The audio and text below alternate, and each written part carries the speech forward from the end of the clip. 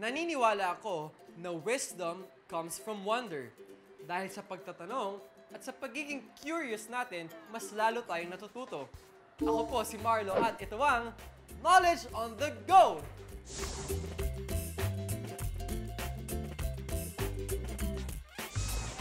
At ang ating on-the-go contestant for today ay si Lucky. Ganda ng name mo, ha? Isa ka din sa mga top students, di ba? You know, pala. O sige, anong favorite subject mo? Araling Panlipunan. Araling Panlipunan. Bakit? Gusto ko po malaman kung ano po mga nangyari noon na nagbago po ngayon.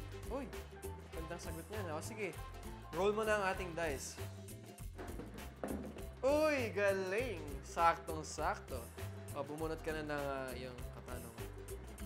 Okay. Lucky, go na go ka na bang mag-knowledge on the go? Go na! Dahil go na si Lucky, ito ang question ko for you. Sinong manlalakbay ang nakapaglayag, paikot ng mundo, at nakapagpatunay na bilog ito? Letter A, Ferdinand Magellan. B, Millard Fillmore. C, Emilio Aguinaldo. Or letter D, Mao Zedong. Sagot ko po ay letter A. Letter A, which is Ferdinand Magellan. Ferdinand Magellan. Okay. Lucky, ang tamang sagot ay letter A, Ferdinand Magellan. Alam mo ba, si Ferdinand Magellan ang unang manlalakbay na naigot ang mundo.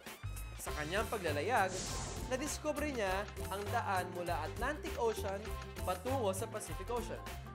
Ito ngayon ang tinatawag na Strait of Magellan. At dahil nakuha mo ang tamang sagot, meron kang prize mula sa Knowledge on the Go. Congratulations! Salamat po. O, di ba? Favorite subject niya ang Araling Panlipunan at nag-aaral pa siya ng mabuti.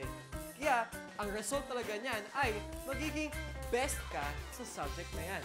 Kaya samahan niyo ulit ako next time. Ako po si Marlo at ito ang Knowledge on the Go!